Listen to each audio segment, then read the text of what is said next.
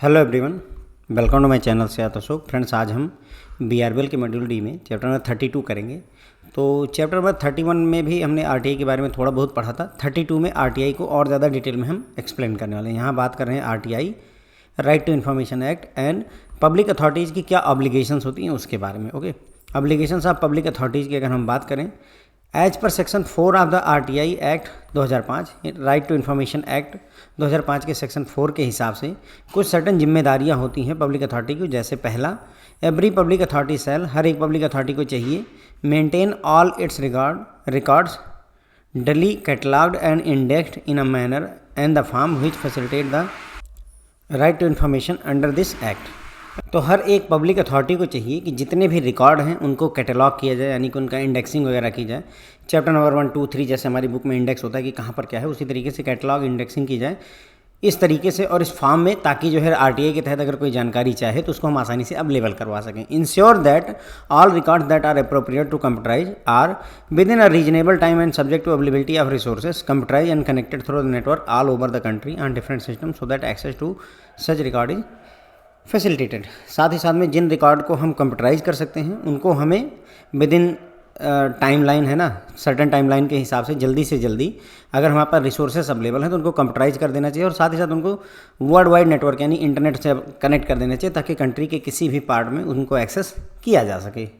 Second part है publish with in 120 days from the enactment of this act, यानी कि act आने के 120 दिन के अंदर में कुछ सर्टेन चीज़ें जो है अपनी वेबसाइट पर या कहीं ना कहीं पब्लिश करके रखिए। जैसे particulars of its organisation function and duties, आपकी ऑर्गेनाइजेशन की पर्टिकुलर्स, उनकी डिटेल्स, क्या फंक्शन है, क्या ड्यूटीज़ हैं, पावर और ड्यूटी इनके ऑफिसर और एम्प्लॉय की क्या है, क्या प्रोसीजर फॉलो किया जाता है डिसीजन मेकिंग प्रोसेस में, सुपरविजन और अकाउंटेबिलिटी के बारे में भी डिटेल दीजिए।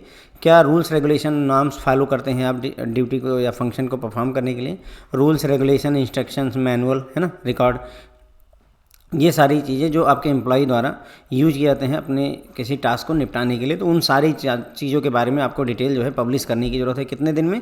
एक्ट आने के 120 दिन के अंदर में। इसमें और भी बहुत बड़ी लिस्ट है बट हम इतने काम की बातें कर ले रहे हैं, आगे का हम छोड़ दे रहे हैं, ठीक है।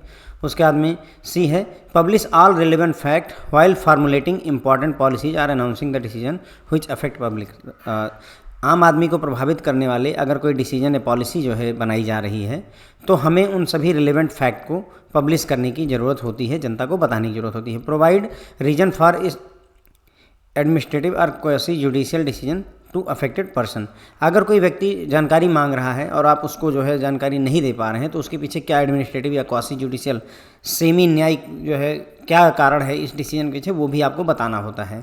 It shall be a constant endeavour for every public authority to take step in according with the requirement of act to provide as much information suo motu to public at regular interval through various mean of communication including internet so that public have minimum resort to use this act to obtain the information. देखिए कह रहे हैं कि हर एक public authority को इसे continuously प्रयास करते रहना होगा कि हम ज़्यादा से ज़्यादा इन्फॉर्मेशन को पब्लिश करें, ज़्यादा से ज़्यादा जानकारी हम जनता को प्रोवाइड कर दें ताकि जो है उनको मिनिमम कम से कम ज़रूरत पड़े उन्हें आरटीआई एक्ट को यूज करने की कोशिश ये रखी गई है।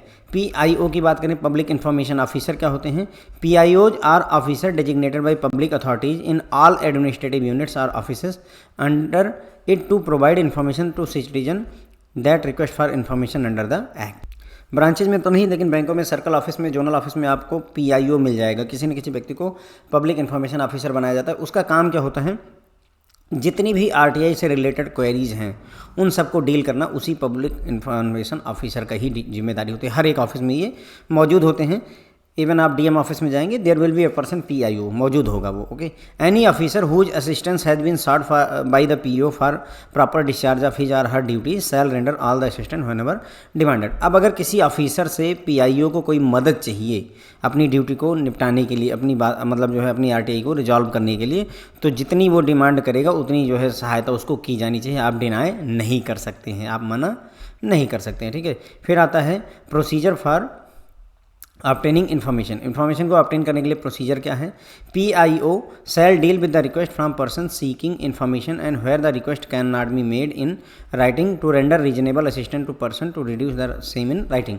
तो पीआईओ को चाहिए कि जो भी रिक्वेस्ट आ रही है पर्सन से इन्फॉर्मेशन मांगने के लिए उसको जो है डील करें अगर कई बार जो है कोई व्यक्ति है जो राइटिंग में नहीं दे सकता है, जानकारी नहीं मांग पा रहा है राइटिंग में, तो उसको असिस्टेंस देगा ये व्यक्ति। पीआईओ की जिम्मेदारी होगी कि वो उसको हेल्प करें कि बिना राइटिंग के भी उसे इन्फॉर्मेशन वो प्रोवाइड कर सके।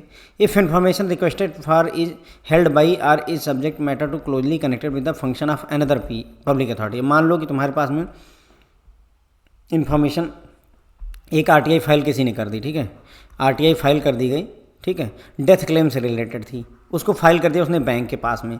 लेकिन अब चूंकि इंश्योरेंस का मैटर था तो आपको लगा कि नहीं बैंक का नहीं है, ये इंश्योरेंस कंपनी का है, तो आपको बैंक से इंश्योरेंस कंपनी को वो ट्रांसफ़र करना पड़ेगा। कितने दिन का समय मिलेगा आपको? 5 दिन का। वही बता रहे कि अगर जो इन्फॉर्मेशन रिक्वेस्ट की गई है वो किसी और से रिलेटेड है, किसी और पब्लिक अथॉरिटी से रिलेटेड है, तो उस केस में पब्लिक इन्फॉर्मेशन ऑफिसर उसको ट्रांसफ़र करेगा 5 दिन के अंदर में अदर पब्लिक अथॉरिटी को, और अप्लीकेंट को बता देगा कि ऐसा ऐसा केस है, हमारे से पर्टेन नहीं करता था, इसलिए हमने इसको फलाने डिपार्टमेंट में भेज दिया, फलाने या फिर उस सर्टेन ऑफिस में भेज दिया हुआ है।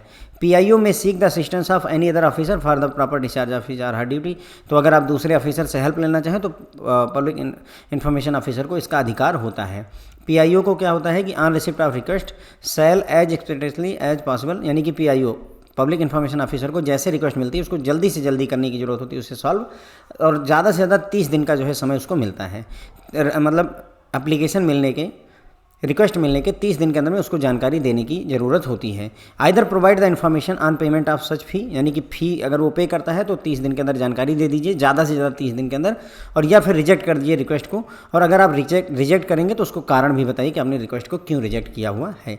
अगर कोई इन्फॉर्मेशन ऐसी मांगी गई है जो किसी की ज़िंदगी और मौत का सवाल है, किसी की आज़ादी का सवाल है, तो वैसी जानकारी 48 घंटे के अंदर में अवेलेबल करवा देनी चाहिए। किसी व्यक्ति को फांसी होने वाली है, उसने आपसे आरटीआई में जानकारी मांगी हुई है, तो आप वो 48 आवर्स के अंदर अंदर, क्योंकि उसकी ज़िंदगी इस पर कहीं ना कहीं हो सकता है डिपेंड करती हो, तो with in 48 hours, otherwise 30 days के अंदर में आपको रिप्लाई कर देना होता है। आरटीआई की फ़ीस की अगर बात करें तो एप्लीकेशन की फ़ीस 10 रुपये होती है। अगर एक्सेस करना चाहते हैं किसी जो है रिकॉर्ड को तो 2 रुपये पर पेज लगेगा। अगर इंस्पेक्शन करना चाहते हैं किसी रिकॉर्ड को तो पहले घंटे में कोई फ़ीस नहीं है, उसके बाद में हर 15 मिनट का 5 रुपये लगता है। अब फ्रैक्शन दे रहा का मतलब मान लो कोई 25 मिनट यूज करता है तो 25 मिनट के पैसे लगेंगे, हर 15 मिनट के 5 रुपये हैं, उस हिसाब से 25 मिनट का कैलकुलेट कर लीजिए। ओके, कंप्यूटर प्रिंट आउट अगर लेना है तो 5 रुपये पर पेज लगेगा। अगर फ्लॉपी है तो पर फ्लॉपी 50 रुपये लगेंगे। अगर सीडी है तो 100 रुपये पर सीडी आपको देना पड़ता है। बेसिकली आरटीआई की फ़ीस 10 रुपये होती है। ये सबसे ज़्यादा पूछा जाने वाला क्वेश्चन आपसे है। ओके, तो ये कुछ सर्टेन बातें हमने करी फ्रेंड्स यहाँ पर। तो यहाँ पर हमने आरटीआई में देखा कि पब्लिक अथॉरिटी की क्या क्या ऑब्लिगेशंस होती हैं। तो सबसे पहले आरटीआई एक्ट का सेक्शन 4 बताता है कि हर एक पब्लिक अथॉरिटी को चाहिए कि जो भी उसका रिकॉर्ड है उसको इंडेक्स करके, कैटलॉग करके, मेंटेन करके रखो, अगर जानकारी मांगी जाए तो तुम तुरंत ही उसको प्रोवाइड कर सको। साथ ही साथ में अगर कोई रिकॉर्ड है जिसको आप कंप्यूटराइज कर सकते हो तो उसको रीजनेबल टाइम में और रिसोर्सेज के साथ उसको जरूर से जरूर ऑनलाइन कर देने की ज़रूरत होती है। उसके बाद में एक्ट में कहा गया कि एक्ट के आने के 120 दिन के अंदर में कुछ सर्टेन जानकारी है जिसको आपको पब्लिश कर देना होगा। जैसे ये सारी जानकारी हैं आपके ऑर्गेनाइजेशन के बारे में, आपके क्या काम करते हैं, क्या लोगों की ड्यूटी है, ऑफिसर की पावर क्या है, एम्प्लॉय की ड्यूटीज़ क्या हैं, ये सारी चीज़ें, डिसीजन मेकिंग कैसे होती है आपके यहाँ, सुपरविजन अकाउंटेबिलिटी कैसे फिक्स की जाती है, क्या नाम्स फॉलो करते हैं, रूल्स रेगुलेशन क्या है, मैनुअल, चार्ट्स, है ना, रिकॉर्ड्स, ये सारी चीज़ें जो आपके कंट्रोल में हैं, ये सारी चीज़ें आपको पब्लिश कर देने की ज़रूरत होती है। साथ ही साथ में अगर कोई पॉलिसी बना रहे हैं या फिर कोई डिसीजन अनाउंस कर रहे हैं जो पब्लिक को प्रभावित करता है तो ऐसे फैक्ट को भी हमें पब्लिश कर देने की ज़रूरत होती है। यदि किसी वजह से आप जो है मतलब रिप्लाई नहीं दे पा रहे हैं तो उस केस में एडमिनिस्ट्रेटिव या क्वासी जुडिशियल डिसीजन के पीछे क्या कारण है, या फिर आपने कोई एडमिनिस्ट्रेटिव डिसीजन या क्वासी जुडिशियल डिसीजन लिया हुआ है जो कि लोगों को प्रभावित करेगा, तो उसके पीछे क्या कारण है इसको आपको बताना चाहिए।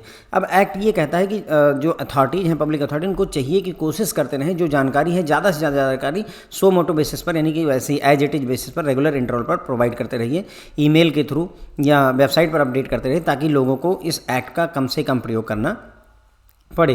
पीआईओ, पब्लिक इन्फॉर्मेशन ऑफिसर की बात करेंगे। पीआईओ एक वो ऑफिसर होता है जिसको पब्लिक अथॉरिटी द्वारा डिजिग्नेट किया जाता है किसी एडमिनिस्ट्रेटिव ऑफिस में, ठीक है, ताकि वो जो सिटीजन के द्वारा आरटीआई की रिक्वेस्ट आती है उनको वो जो है हैंडल कर सके। ओके, अगर वो किसी ऑफिसर से पीआईओ मदद मांगता है तो उसे मदद करनी पड़ेगी। इन्फॉर्मेशन ऑब्टेन करने की अगर प्रोसीजर की बात करें तो पीआईओ को ज़रूरत होती है कि जितने भी रिक्वेस्ट आती हैं उनको हैंडल करे। रिटर्न में रिक्वेस्ट होनी चाहिए, अगर रिटर्न में नहीं दे सकता है तो हेल्प करिए उसको बिना रिटर्न में ही, या आप रिटर्न में खुद लिखिए और फिर उसकी रिक्वेस्ट को प्रोसेस करिए, ये भी आपकी जिम्मेदारी होती है। अगर जो है आप मान लीजिए कोई इन्फॉर्मेशन ऐसी रिक्वेस्ट की गई है जो आपके डिपार्टमेंट से रिलेटेड नहीं है तो उस पीआईओ क्या करे, उसको दूसरी पब्लिक अथॉरिटी के पास 5 दिन के अंदर में ट्रांसफ़र कर देगा और सेम बात को वो अप्लीकेंट को बता देगा कि ये हमारे से रिलेटेड रिक्वेस्ट नहीं थी, इसलिए हमने उसको दूसरे डिपार्टमेंट में शिफ्ट कर दिया है। अगर पीआईओ किसी से हेल्प चाहता है किसी ऑफिसर से तो उसको हेल्प करनी होगी। पीआईओ के लिए टाइमलाइन होती है 30 दिन के अंदर में आपको जानकारी दे देनी होती है, या फिर अगर आप रिक्वेस्ट को रिजेक्ट कर रहे हैं तो वो भी आपको बताना होता है विथ रीजन कि क्यों आपने रिजेक्ट किया है। अगर किसी की लाइफ और लिबर्टी उसकी आज़ादी से रिलेटेड मैटर है तो 48 घंटे में ये जो है जानकारी शेयर कर देनी चाहिए। फ़ीस की बात करें तो एप्लीकेशन यानी आरटीआई एप्लीकेशन की फ़ीस 10 रुपये होती है। एक्सेस करने के लिए फ़ीस 2 रुपये पर पेज होती है। अगर आप इंस्पेक्शन करना चाहते हो तो पहले 1 घंटे का कोई चार्ज नहीं है, उसके बाद हर 15 मिनट के 5 रुपये लगते हैं। Computerise print out A4 A5 paper का जाते हैं तो 5 रुपये लेगा। फ्लॉपी डिस्क का 50 रुपये है और CD का 100 रुपये होता है। इतना ज़्यादा याद रखने की जरूरत नहीं, थोड़ा बहुत ध्यान रखिए बस बहुत है। ज़्यादातर आरटीआई की फ़ीस कितनी है, मैक्सिमम क्वेश्चन यही पूछा था, 10 रुपये होती है। ओके, डिस्पोजल ऑफ रिक्वेस्ट की हम बात करें, if a PIO fail to give decision on request within period specified, यानी 30 डेज के अंदर में अगर आप डिसीजन नहीं दे पाते हैं या जानकारी नहीं दे पाते हैं तो ये मान लिया जाएगा कि आपने रिक्वेस्ट को रिफ्यूज कर दिया है, आपने डिनाई कर दिया है। Where a request has been rejected PIO shall communicate the requester, अगर आपने रिक्वेस्ट को रिजेक्ट कर दिया है तो पीआईओ पब्लिक इन्फॉर्मेशन ऑफिसर की जिम्मेदारी होगी कि वो रिक्वेस्टर को बताए रीजन फॉर सच रिजेक्शन, उसने क्यों रिजेक्ट की आपकी, मतलब आपने रिक्वेस्ट क्यों रिजेक्ट की है व्यक्ति की। Period with in which appeal against such rejection may be preferred, उसके बाद में कितने दिन के अंदर में वो आपसे हायर अथॉरिटी के पास में अपील कर सकता है। साथ ही साथ में अपलेट अथॉरिटी कौन है, आपसे ऊपर यानी पीआईओ से ऊपर की अथॉरिटी कौन है, उसकी जानकारी भी आपको देनी पड़ेगी। आपने क्यों रिजेक्ट किया ये बताएंगे, कितने समय के अंदर में आप अपने उससे सीनियर से जो है अपील कर सकते हैं ये भी बताएंगे, और सीनियर कौन है, अपलेट अथॉरिटी कौन है, उसके भी पर्टिकुलर्स आप देंगे। यानी हर एक ऑर्गेनाइजेशन में पीआईओ होता है, उससे ऊपर भी कई लेवल के अधिकारी होते हैं। ओके, कई लेवल के अधिकारी उससे ऊपर भी हर एक डिपार्टमेंट में या हर एक पब्लिक अथॉरिटी में, सरकारी विभाग में होते हैं। PIO shall provide the information in the form in which it is sought unless it would disproportionately divert the resource of public authority or would be detrimental for safety and preservation of record in question। वैसे तो जो public information officer उसको चाहिए कि जानकारी उसी form में दे जिस फॉर्म में मांगी गई हो। A4 मांगा है A4 दीजिए, CD मांगी है CD दीजिए, है ना। लेकिन यदि मान लो अगर आप उस फॉर्म में जानकारी शेयर करने पर अगर वो जो रिकॉर्ड है उसकी सेफ्टी को नुकसान हो सकता है, उसके प्रिजर्वेशन में यानी इसको सुरक्षित रखने में दिक्कत होती है, तो उस केस में आप दूसरे फॉर्म में भी डेटा शेयर कर सकते हैं। If information sought has been supplied by a third party or is treated as confidential by third party, the PIO shall give a written notice to third party within 5 days from the receipt of request and take its representation into consideration। देखिए क्या कह रहे हैं कि अगर मान लो कोई information है जो मांगी गई है वो किससे द्वारा सप्लाई की जाएगी, किसी थर्ड पार्टी के द्वारा। थर्ड पार्टी क्या होता है, मान लो राम ने रिक्वेस्ट करी है, ठीक है, राम ने क्या किया हुआ है, रिक्वेस्ट करी है, लेकिन जो जानकारी चाहिए वो राम को जो जानकारी चाहिए वो अपने लिए नहीं चाहिए, वो जानकारी उसे श्याम के लिए चाहिए। ओके, तो इस केस में थर्ड पार्टी वाला कॉन्सेप्ट यहाँ पर इंट्रोड्यूस हो जाता है। रिक्वेस्ट मैं कर रहा हूँ, जैसे मैं मान लो मैं हूँ और मुझे अपने छोटे भाई की मान लो मेरिट लिस्ट में नाम नहीं आया तो मैं जानना चाहता हूँ कि मेरा छोटा भाई कितने मार्क्स पाया है। मार्क्स नहीं डिस्प्ले किए गए तो मैं जानना चाहता हूँ कितने मार्क्स पाया है। आरटीआई मैंने फाइल कर दी लेकिन जानकारी मैंने अपने छोटे भाई के तौर पर मतलब छोटे भाई के लिए मांगी है, तो ये एक तरीके से जो छोटा भाई है वो थर्ड पार्टी हो गया, या मैं थर्ड पार्टी हो जाऊंगा, मेन पार्टी ये हो जाएंगे। ओके, तो वही बोल रहा है कि अगर कोई इन्फॉर्मेशन मांगेगी इसमें जो जानकारी थर्ड पार्टी के द्वारा दी जाती है और अगर थर्ड पार्टी को लगता है कि ये कॉन्फिडेंशियल जानकारी है तो उस केस में पब्लिक इन्फॉर्मेशन ऑफिसर क्या करेगा, थर्ड पार्टी को रिक्वेस्ट मिलने के 5 दिन के अंदर में ही एक जो है वो भेजेगा, मतलब एक नोटिस भेजेगा कि ये जानकारी आपके बारे में मांगी गई है, क्या मैं शेयर कर दूं या ना करूं। अब 10 दिन का टाइम और मिलता है, अभी आगे पढ़ेंगे, 10 दिन का और टाइम मिलता है थर्ड पार्टी को कि वो एग्री करे कि हाँ मेरे बारे में जानकारी दे दो या ना जानकारी दे दो। ठीक है, third party must be given a chance to make a representation before the PO within 10 days, है ना। ये देखिए मतलब जानकारी मांगी गई है इस बात के बारे में 5 दिन के अंदर में नोटिस PIO दे देगा। अब थर्ड पार्टी अपनी जानकारी शेयर करना चाहती है या नहीं करना चाहती उस कॉन्फिडेंशियल जानकारी को, उसके बारे में उसे 10 दिन का समय मिलेगा कि वो PIO को बताए कि हाँ जानकारी शेयर कर दो या ना कर दो। पेमेंट ऑफ फीस बात हम कर चुके हैं। एप्लीकेशन की फ़ीस कितनी होती है? 10 रुपये होती है। इसके लिए आप जो है कैश भी जमा कर सकते हैं, उसकी रसीद लगा दीजिए। डिमांड ड्राफ्ट यूज़ कर सकते हैं, बैंकर चेक यूज़ कर सकते हैं, या Indian postal order post office से भी यूज़ कर सकते हैं। ठीक है। The instrument is payable to the account office of the public authority. जो भी पब्लिक अथॉरिटी है जिसके पास आप रिक्वेस्ट भेज रहे हैं, उसके अकाउंट ऑफिसर के नाम पर ये पेमेंट होनी चाहिए, यानी अगर आप ड्राफ्ट वगैरह बनवा रहे हैं तो। डिस्पोजल ऑफ रिक्वेस्ट की अगर हम बात करें तो where application received by another public authority और information is more closely connected with the function of another public authority, the application shall be transfer to that public authority within 5 days from the date of receipt of application and inform the applicant about the transfer. तो अगर मान लो कोई जानकारी है जो bank RTI bank sector में आई हुई है, लेकिन वो जानकारी इंश्योरेंस सेक्टर से रिलेटेड है, तो बैंक सेक्टर से इंश्योरेंस सेक्टर में ये डेटा ट्रांसफर हो जाना चाहिए, रिक्वेस्ट ट्रांसफर हो जानी चाहिए। कितने दिन के अंदर? 5 दिन के अंदर में। जिस डेट को भी आपको एप्लीकेशन रिसीट हुआ उसके 5 दिन के अंदर में। और साथ ही साथ में जिसने एप्लीकेशन दिया तो उसको भी आप ये जानकारी देंगे कि सर ये हमें पर्टेन नहीं करती, इंश्योरेंस विभाग की, इसलिए हमने उसे इंश्योरेंस विभाग को भेज दिया है। इफ़ एप्लीकेशन जो है पब्लिक अथॉरिटी से रिलेटेड है तो उस जानकारी को 30 दिन के अंदर अंदर में प्रोवाइड कर दिया जाना चाहिए। If the information short concern the life और लिबर्टी, अगर उसकी ज़िंदगी और मौत का फैसला है, उसकी आज़ादी से रिलेटेड है, तो 48 घंटे के अंदर अंदर हमें ये जानकारी दे देनी होती है। एप्लीकेंट रिक्वायर्ड टू पे the charges for providing information. अब इसमें आपको चार्ज पे करना पड़ता है, 2 रुपये पर पेज लगता है A4 A5 पेपर का। ठीक है। क्रिएटेड और कॉपीड के लिए एक्चुअल चार्ज और cost price of a copy in a larger size paper. अगर बड़े साइज़ का A4 A3 यूज कर रहे हैं तब तो 2 रुपये पर पेज लगेगा। अगर बड़े साइज़ का पेपर यूज कर रहे हैं तो जितनी कॉस्ट होगी वो लगेगी। अगर कोई सैंपल या मॉडल आपको चाहिए तो उसका कॉस्ट आपको पे करना पड़ेगा। अगर आप इंस्पेक्ट करना चाहते हैं किसी रिकॉर्ड को तो पहले 1 घंटे आपको कोई फ़ीस नहीं लगेगी, उसके बाद में हर 15 मिनट के 5 रुपये लगते हैं। ये फ्रैक्शन में भी हो सकता है, जैसे मान लो ज़रूरी नहीं कि हम 15 मिनट या 30 मिनट या 45 मिनट या 60 मिनट इंस्पेक्शन करें, हो सकता है मेरा काम 50 मिनट में हो जाए, तो 15 मिनट के 5 रुपये, इस हिसाब से 50 मिनट के कितने हुए, छोटे बच्चों वाले जो सवाल होते हैं उसी हिसाब से सॉल्व कर लिया जाएगा। If central public information officer fail to give decision on the request for information within the period of 30 और 35 days, the request shall be deem to have been refused. तो अगर सेंट्रल पब्लिक इन्फॉर्मेशन ऑफिसर आपका जानकारी देने में असमर्थ रहता है 30 से 35 दिन के अंदर में, तो ये मान लिया जाएगा कि आपकी रिक्वेस्ट को रिफ्यूज कर दिया गया है। थर्ड पार्टी इन्फॉर्मेशन की बात करेंगे। Third party means a person other then the citizen making a request.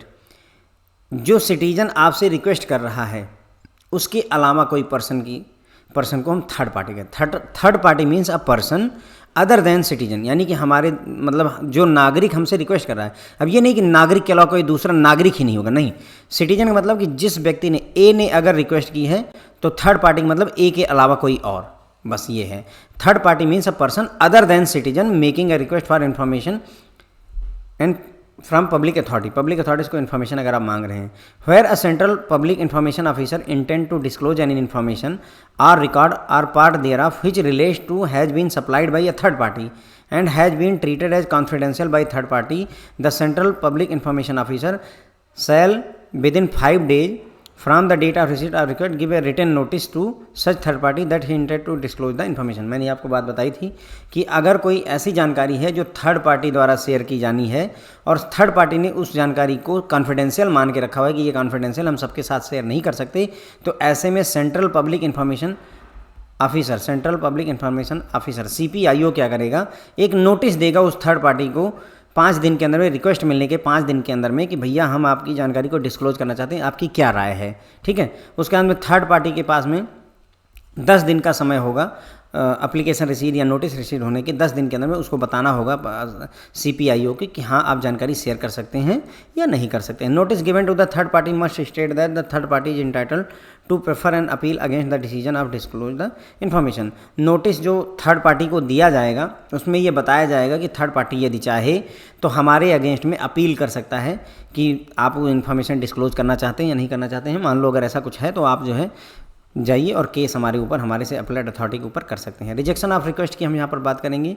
Request for information and infringement of copyright subsisting the person other than state. तो अगर मान लो कोई इन्फॉर्मेशन ऐसी मांगी गई है जो कॉपीराइट का उल्लंघन करती है, इन्फ्रिंजमेंट करती है, तो ऐसी जानकारी हम शेयर नहीं करते, हम उसे रिजेक्ट कर देंगे।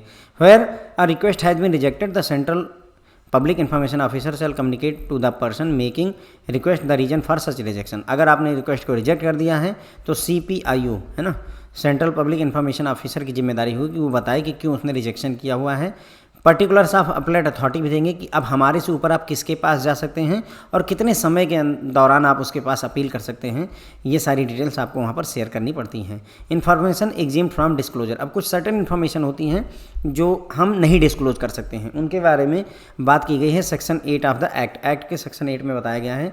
Information disclosure of which prejudicially affect the sovereignty and integrity of India, अब हमारे कितने रॉ एजेंट कहाँ पर काम कर रहे हैं ये जानकारी हम नहीं शेयर कर सकते। भले ही आप जो है वो पब्लिक अथॉरिटी है लेकिन वो रॉ के एजेंट का नाम अगर दे दिया तो बेचारों की जान चली जाएगी। तो ये सारी जानकारी नहीं दी जा सकती। रक्षा सौदे जो हो रहे हैं, है ना, हमारे जो सीक्रेट्स होते हैं, साइंटिस्ट कैसे क्या काम कर रहे हैं, हम वो सारी चीज़ें नहीं शेयर कर सकते। तो ये बोल रहे हैं कि अगर हमारे देश की एकता और अखंडता को अगर कोई प्रॉब्लम आ रही है तो वो चीज़ें हम नहीं शेयर करेंगे। हमारी सिक्योरिटी को कोई प्रॉब्लम है, स्ट्रेटजी को कोई प्रॉब्लम है, साइंटिफिक इकोनॉमिक इंटरेस्ट हमारा अगर जो है परेशानी में जा रहा है या हमारे रिलेशन फॉरेन स्टेट के साथ ख़राब हो सकते हैं, तो ऐसी चीज़ों को हम जो है शेयर नहीं कर सकते हैं। Information which has been expressly forbidden to be publish by any court of law, tribunal और disclosure of which may constitute contempt of court, या कोई ऐसी जानकारी है जिसको मना किया गया है कोर्ट ऑफ लॉ द्वारा, ट्राइब्यूनल द्वारा, कि आप जानकारी शेयर कर ही नहीं सकते हैं, आप अगर करते हैं तो इसे कंटेम्प्ट ऑफ कोर्ट माना जाएगा। तो ऐसी जानकारी को भी बिल्कुल मत शेयर करिए। जब मना ही सुप्रीम कोर्ट वगैरह ने कर रखा है तो काहे के लिए परेशानी लेनी। Information the disclosure of which would cause breach of privilege of parliament और स्टेट लेजिस्लेटर, यदि आप कोई जानकारी ऐसी है जो शेयर करते हैं उससे पार्लियामेंट की जो अधिकार हैं उनका हनन होता है, ब्रीच होता है, तो उनको भी हमें शेयर नहीं करना होता है। Information received in confidence from foreign government, विदेशी गवर्नमेंट से हमें कोई जानकारी मिली है, कॉन्फिडेंशियल जानकारी मिली है, उसको लीक नहीं करना चाहिए ना। तो ये सारी चीज़ें होती हैं। पनामा पेपर्स वगैरह जो है देखिए कॉन्फिडेंशियल जानकारियाँ हैं, लीक हो गई, कितनी सारी प्रॉब्लम्स हो गई। तो कुछ जानकारियाँ ऐसी होती हैं, इसमें लिस्ट और बड़ी है बट हमने इतनी ही डिस्कस कर दी है। ऐसी जानकारी जिससे हमारे देश को या हमारी जो है प्राइवेसी को या किसी तरीके की नुकसान होने की उम्मीद हो, वैसी जानकारी को हम आरटीआई के तहत नहीं जो है शेयर कर सकते हैं। ठीक है, तो ये इसमें 6 पॉइंट थे आई बिलीव, है ना, रिजेक्शन, और ये F पॉइंट तक था। हम बात कर रहे थे डिस्पोजल ऑफ रिक्वेस्ट में, हमने कुल मिलाकर के 6 पॉइंट्स की बात की। तो डिस्पोजल ऑफ रिक्वेस्ट में हमने बात की कि यदि जो है कोई पीआईओ अपना समय पर डिसीजन नहीं दे पाता है, जानकारी नहीं दे पाता है, तो ये मान लिया जाएगा उसने रिक्वेस्ट को रिफ्यूज कर दिया है, मना कर दिया है। अगर आपने किसी की रिक्वेस्ट को रिजेक्ट कर दिया कि हम आरटीआई के तहत जानकारी नहीं देंगे, तो आपको 3 चीज़ें बतानी होंगी कि आपने रिजेक्ट क्यों किया, उसका एप्लीकेशन आरटीआई में आप डेटा क्यों नहीं देना चाहते, किस अपलेट अथॉरिटी के पास में वो अपने जो है जा कर के आपके खिलाफ केस कर सकता है और कितने दिन के अंदर में वो केस किया सकता है, ये जानकारी आपको उसे देनी होती है। पीआईओ को चाहिए कि जानकारी जिस फॉर्म में मांगी गई हो उसी फॉर्म में दे, लेकिन यदि उस फॉर्म में देने से यदि हमें प्रॉब्लम हो रही है हमारे रिकॉर्ड को सुरक्षित रखने में, तो हम दूसरे फॉर्म में भी दे सकते हैं। जैसे अगर मान लो उसने प्रिंट आउट मांगा है लेकिन प्रिंट आउट लेने में दिक्कत है, तो हम उसको डिजिटल फॉर्म में शेयर कर सकते हैं, काइंड ऑफ दैट। ओके, उसके बाद में अगर जानकारी किसी थर्ड पार्टी से रिलेटेड है और थर्ड पार्टी को ये लगता है कि वो डेटा कॉन्फिडेंशियल है, तो पीआईओ को चाहिए कि वो एक नोटिस सर्व करेगा थर्ड पार्टी को 5 दिन के अंदर में, रिक्वेस्ट मिलने के 5 दिन के अंदर में वो थर्ड पार्टी को रिक्वेस्ट करेगा कि आपके बारे में या आपसे रिलेटेड ये जानकारी मांगी गई है, मैं डिस्क्लोज करूँ या ना करूं। अब 10 दिन का समय मिलेगा थर्ड पार्टी को कि वो पीआईओ को बताए कि साहब हमारी जानकारी शेयर कर दीजिए या ना कर दीजिए। ठीक है, फीस की पेमेंट की बात करें तो 10 रुपये फीस लगती है भैया, सिंपल सी बात है। इसको आप कैश पे करके उसकी रसीद लगा सकते हैं साथ में, या डिमांड ड्राफ्ट बनवा सकते हैं, बैंकर चेक या इंडियन पोस्टल ऑर्डर से भी आप ये कर सकते हैं। रिक्वेस्ट के डिस्पोजल की अगर मैं बात करूँ तो देखिए 30 जो है, अगर मान लो कोई ऐसी जानकारी मांगी जाती है जो किसी दूसरे पब्लिक अथॉरिटी से रिलेटेड है, तो एप्लीकेशन रसीद मतलब रिसीव होने के 5 दिन के अंदर में आप उसे दूसरे पब्लिक अथॉरिटी को ट्रांसफ़र कर देंगे। अगर वो जानकारी आप ही से रिलेटेड है तो 30 दिन के अंदर में आपको वो जानकारी शेयर करनी होती है। अगर जानकारी किसी की ज़िंदगी मौत और जो है उसकी आज़ादी और उससे रिलेटेड है, उस केस में आप 48 घंटे में वह जानकारी प्रोवाइड करते हैं। ठीक है, चार्जेस की बात करें, A4 पेपर A3 पेपर अगर चाहिए, उसकी फ़ोटोकॉपी वगैरह चाहिए, तो आपको 2 रुपये पर पेपर देने पड़ेंगे। अगर बड़े साइज़ का पेपर है तो जो पैसा लगेगा वो देना पड़ेगा। सैंपल या मॉडल कोई चीज़ का चाहिए तो जो कॉस्ट लगेगी वो देनी पड़ेगी। अगर आप किसी रिकॉर्ड को इंस्पेक्ट करना चाहते हैं तो उसमें पहले जो है 1 घंटे का कोई चार्ज नहीं लिया जाएगा, उसके बाद में हर 15 मिनट के 5 रुपये आपसे वसूले जाएंगे। ठीक है, अगर कोई सेंट्रल पब्लिक इन्फॉर्मेशन ऑफिसर है, वो आपकी जानकारी जो आपने जानकारी मांगी उस जानकारी को 30 दिन या 35 दिन के अंदर में नहीं प्रोवाइड करता है, तो ये मान लिया जाएगा कि उसने आपको जानकारी देने से रिफ्यूज कर दिया है। ओके, थर्ड पार्टी इन्फॉर्मेशन की बात करें तो थर्ड पार्टी का मतलब वो व्यक्ति होता है जिसने रिक्वेस्ट की है, वो सिटीजन, वो नागरिक जिसने रिक्वेस्ट की है, उसके अलावा कोई दूसरा सिटीजन अगर आए तो उसे थर्ड पार्टी इन्फॉर्मेशन कहते हैं। जब भी सीपीआईओ के पास में, सेंट्रल पब्लिक इन्फॉर्मेशन ऑफिसर के पास में कोई जानकारी आती है जो थर्ड पार्टी से रिलेटेड है और थर्ड पार्टी ने उस जानकारी को कॉन्फिडेंशियल बना रखा है, तो क्या होगा, वही अगेन सीपीआईओ क्या करेगा, 5 दिन के अंदर अंदर में एक जो है नोटिस सर्व करेगा थर्ड पार्टी को कि ये जानकारी आपके बारे में मांगी गई है, हम शेयर करें या ना करें। उसके बाद में 10 दिन के अंदर में वो रिप्लाई कर देगा व्यक्ति, थर्ड पार्टी रिप्लाई करेगी कि हाँ आप डिस्क्लोज कर सकते हैं या नहीं कर सकते हैं, ठीक है। उसके बाद में रिजेक्शन ऑफ रिक्वेस्ट की बात करें तो अगर कोई ऐसी जानकारी है जिससे किसी का कॉपीराइट वगैरह जो है परेशानी में आ रहा है तो ऐसी रिक्वेस्ट को आप रिजेक्ट कर सकते हैं, या जिससे ऐसी जानकारी जिससे कि मतलब जो है हमारे देश की स्वतंत्रता वगैरह पे असर आ सकता है, रक्षा सौदे वगैरह कुछ सीक्रेट शेयर हो सकते हैं, तो उन चीज़ों को आप रिक्वेस्ट को रिजेक्ट कर सकते हैं। ओके, जब भी आप रिजेक्ट करेंगे तो आपको पर्सन को बताना होगा कि आपने क्यों रिजेक्ट किया, उसका कारण बताएंगे, किस अथॉरिटी के पास में वो अप्लाई कर सकता है आपके खिलाफ वो बताएंगे, और कितने समय के दौरान कितना समय मिलेगा उसको अप्लाई करने के लिए, अगले 30 दिन में, अगले 45 दिन में, ये भी जानकारी आपको देनी पड़ती है। कुछ जानकारियाँ होती हैं जिन्हें डिस्क्लोज करने की ज़रूरत नहीं होती है, इसके बारे में सेक्शन 8 बताता है, जो हमारे देश की एकता अखंडता को प्रभावित करें, जो हमारे सिक्योरिटी को, स्ट्रेटजिक, साइंटिफिक या इकोनॉमिक इंटरेस्ट को शेयर कर दें, नुकसान कर दें, इन सब चीज़ों को नहीं बताना होता है। अगर किसी चीज़ को कोर्ट ने मना किया है कि नहीं इसको नहीं शेयर करना है तो वो भी नहीं बताएंगे। पार्लियामेंट के अधिकारों का या विधानसभा के अधिकारों का अगर जो है प्रिविलेज भंग हो रहा है तो उस वैसी जानकारी भी डिस्क्लोज नहीं करनी चाहिए। अगर कोई जानकारी फॉरेन गवर्नमेंट से कॉन्फिडेंस में मिली है तो ऐसी जानकारी को भी हमें डिस्क्लोज नहीं करना होता है। अपील की बात करें तो अपील आप कर सकते हैं, जैसे अगर पब्लिक इन्फॉर्मेशन ऑफिसर ने आपको जानकारी नहीं दी है तो उससे ऊपर वाले बॉस के पास आप जा सकते हैं, उसने भी नहीं दी तो उससे ऊपर वाले बॉस के पास आप जा सकते हैं। इस तरीके से अपील की जा सकती है। Central government has the power to constitute a body known as central information commission. तो सेंट्रल गवर्नमेंट को पावर है कि वो सेंट्रल इन्फॉर्मेशन कमीशन को इस्टेब्लिश कर सकता है। उसी तरीके स्टेट गवर्नमेंट को पावर होती है कि वो स्टेट इन्फॉर्मेशन कमीशन को इस्टेब्लिश कर सकता है, ठीक है, जहाँ पर भी अप्रोप्रिएट अथॉरिटी उसको मिलती है। सेंट्रल इन्फॉर्मेशन कमीशन या जहाँ पर जो है अधिकार क्षेत्र आता है स्टेट इन्फॉर्मेशन कमीशन का, तो उसको पावर दी गई है to receive and inquire into complaint from any person. कोई भी व्यक्ति इनके पास में कंप्लेंट कर सकता है। कैसे? Who has been empowered to receive and inquire into complaint from any person. तो किसी भी व्यक्ति से आप मतलब जो है कंप्लेंट रिसीव कर सकते हैं, उसमें इंक्वायरी कर सकते हैं। Who has been enable to submit a request to central public, ये इसी में यहाँ ए नहीं होगा, गड़बड़ हो गई है।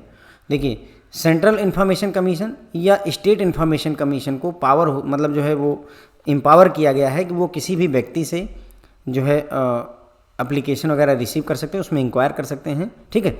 किसी भी व्यक्ति जिसको प्रॉब्लम हुई है, कौन कौन सी प्रॉब्लम हो सकती है, ये कुछ सर्टेन प्रॉब्लम्स की हम बात कर रहे हैं, तो क्या होगा, who has been enable to submit a request to central public information officer or his application. तो व्यक्ति क्या है कि अपनी रिक्वेस्ट को सीपीआईओ के पास में नहीं सबमिट कर पा रहा है, अपना एप्लीकेशन नहीं सबमिट कर पा रहा है, तो अगर आप सीपीआईओ के पास नहीं जा सकते हैं तो आप सीधे सेंट्रल इन्फॉर्मेशन कमीशन या फिर आप स्टेट इन्फॉर्मेशन कमीशन के पास में अप्लाई कर सकते हैं। Who has been refused access to any information requested under this act.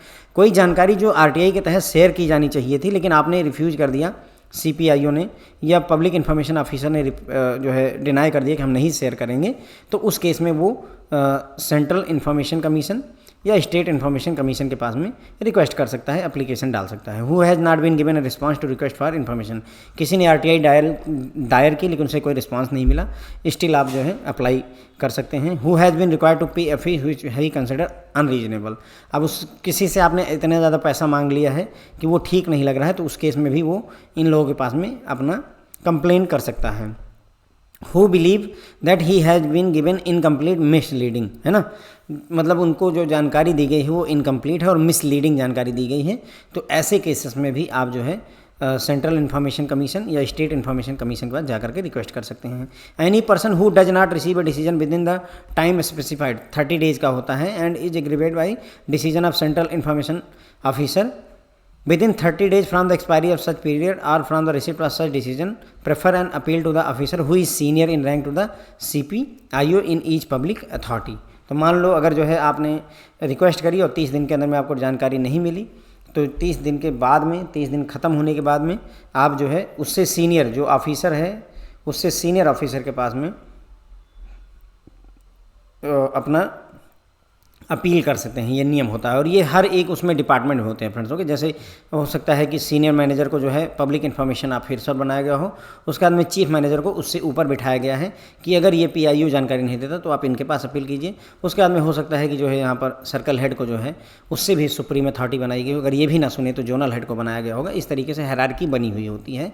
Appellate authority has the power to condone the delay in filing the appeal if he is satisfied that appellant was prevented by sufficient reason from filing the appeal in time। मतलब appellate authority, ये जो ऊपर वाले boss लोग बैठे हैं, इनको अधिकार होता है यदि वो चाहें तो माफ़ कर दें।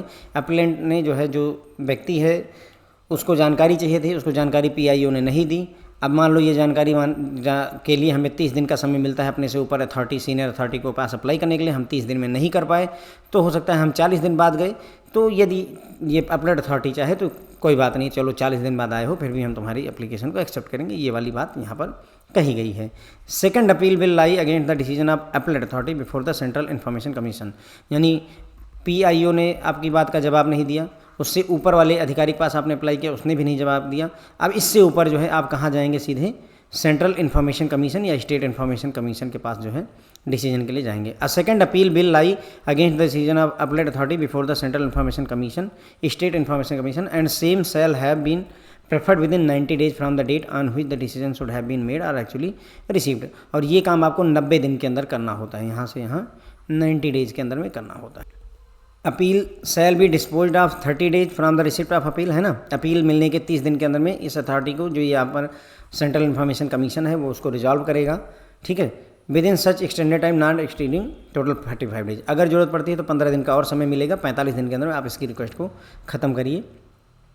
Decision of central information commission is binding on the party. अब सेंट्रल इन्फॉर्मेशन कमीशन जो निर्णय देगा वो सभी पार्टीज पर जो है बाइंडिंग होगा। ओके, तो ये हुई बात हमारी अपील के बारे में। तो सेंट्रल गवर्नमेंट जो है सेंट्रल इन्फॉर्मेशन कमीशन को कॉन्स्टिट्यूट करती है, state government state information commission को कॉन्स्टिट्यूट करती है। ठीक है, उसके बाद में सेंट्रल इन्फॉर्मेशन कमीशन हो या स्टेट इन्फॉर्मेशन कमीशन हो, अगर किसी व्यक्ति को मान लो जानकारी नहीं दी जाती, कुछ सर्टेन उसके जो है वो रह जाते हैं, गिले शिकवे रह जाते हैं, तो उस केस में उनके एप्लीकेशन को रिसीव करने का और इंक्वायर करने का अधिकार सेंट्रल इन्फॉर्मेशन कमीशन और स्टेट इन्फॉर्मेशन कमीशन को मिला हुआ होता है। अब कौन कौन अप्लाई कर सकता है, जिसको मतलब जो व्यक्ति है वो अपनी रिक्वेस्ट को सबमिट नहीं कर पा रहा है या उसका एप्लीकेशन एक्सेप्ट नहीं किया जा रहा है सेंट्रल इन्फॉर्मेशन ऑफिसर द्वारा, तो वो जो है किसके पास जाएगा, CIC सेंट्रल इन्फॉर्मेशन कमीशन या स्टेट इन्फॉर्मेशन कमीशन, जिसका भी ज्यूरिडिक्शन लगता हो।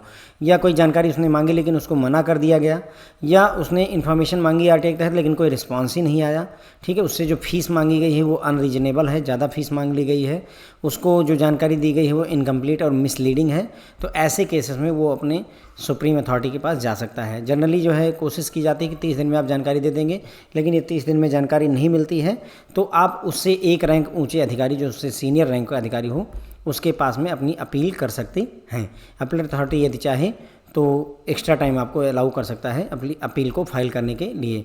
उसके बाद में मान लो PIO ने जानकारी नहीं दी, उससे ऊपर वाले रैंक के अधिकारी ने भी जानकारी नहीं दी, तो इससे ऊपर आप कहाँ जाएंगे, सीधे सेंट्रल इन्फॉर्मेशन कमीशन के पास जाएंगे और यहाँ आपको 90 डेज़ का समय मिलता है। इस निर्णय से 90 दिन का समय मिलता है यहाँ अप्लाई करने के लिए। उसके बाद में ये CIC 30 दिन के अंदर में आपके अपील को निपटाएगा या ज़्यादा से ज़्यादा 45 दिन में निपटा देगा।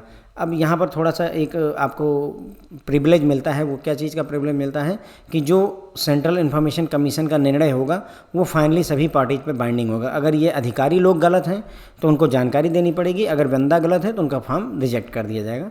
ठीक है, तो यहाँ जो आप पहली अपील करते हैं PIO से ऊपर जो सीनियर रैंक का है, इसके लिए आपको 30 डेज मिलते हैं। ठीक है, यहाँ 30 दिन का समय मिलता है PIO से ऊपर वाले अधिकारी के पास अप्लाई करने के लिए, जो सेकंड जो है अपील के लिए हमें 90 दिन का समय मिलता है। ठीक है, और इनको अब 30 दिन में, देखो थोड़ा सा मैं डिटेल में समझा दूँ, PIO को कितने दिन का समय मिलता है, 30 दिन का समय मिलता है जानकारी को देने का। मान लो PIO ने नहीं दिया और आप इससे सीनियर रैंक के अधिकारी के पास में अगर अप्लाई करना चाहते हैं अपीलेट अथॉरिटी के पास में, तो आपको कितने दिन का समय मिलेगा, 45 दिन का 30 दिन का समय यहाँ पर मिलता है। कितना, 30 डेज के अंदर में PIO के जवाब आने के 30 दिन के अंदर में आप अपीलेट अथॉरिटी के पास अप्लाई कर सकते हैं।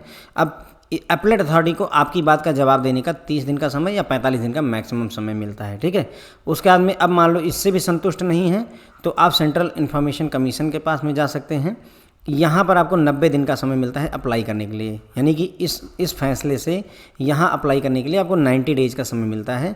और अगेन CIC भी आपसे आपकी रिक्वेस्ट को प्रोसेस करने के लिए 30 दिन से 45 दिन का समय लेती है। समझ रहे हैं बात को? ये किसके लिए है? जनता जनार्दन के लिए है। ये टाइमलाइन किसके लिए? जनता जनार्दन के लिए है।